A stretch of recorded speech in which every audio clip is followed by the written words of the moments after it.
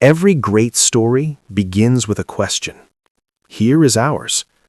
How did a boy with a name like Barack Hussein Obama II become the most powerful leader in the world? A name, a dream, a legacy.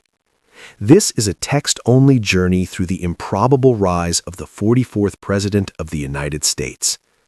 The story starts on August 4, 1961, on a sunny island far from the American mainland in Honolulu, Hawaii. His father, Barack Obama Sr., was a brilliant economist from Kenya. His mother, Ann Dunham, was a compassionate anthropologist from the American heartland of Kansas. His early years became a journey across oceans and cultures, first in Hawaii and then in the bustling city of Jakarta, Indonesia. He was raised as an Indonesian child and a Hawaiian child, and as a black child and as a white child. This complex patchwork identity would ultimately become his greatest strength, even as it presented his most central personal challenge. As a young man, he intensely grappled with difficult questions of race, belonging, and life's purpose. He moved to New York City to attend Columbia University, where he immersed himself in the study of political science. In a defining choice, he then moved to Chicago in 1985 to become a community organizer, earning a modest salary of just $12,000 a year to help struggling neighborhoods. His quest for understanding then led him to Harvard Law School, where he made history by becoming the first black president of the prestigious Harvard Law Review.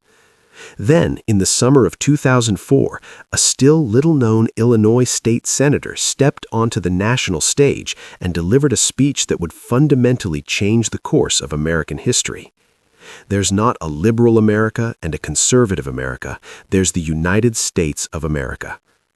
Against all predictions and historical precedent, Barack Obama was elected President of the United States, becoming the 44th occupant of the Oval Office and the very first African American to ever hold the title. His presidency immediately faced a titanic challenge, rescuing the global economy from the Great Recession, which he addressed by passing an $800 billion stimulus package.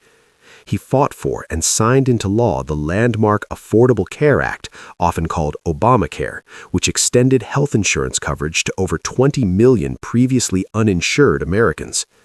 In a moment of immense gravity, he gave the order for a daring military operation in 2011 that resulted in the death of al-Qaeda leader Osama bin Laden. His presidency was a living paradox, defined by historic hope and global admiration, yet also strained by unprecedented levels of political division at home. The true legacy of Barack Obama cannot be measured only in the laws he passed, but perhaps more profoundly in the minds he changed and the ceilings he shattered.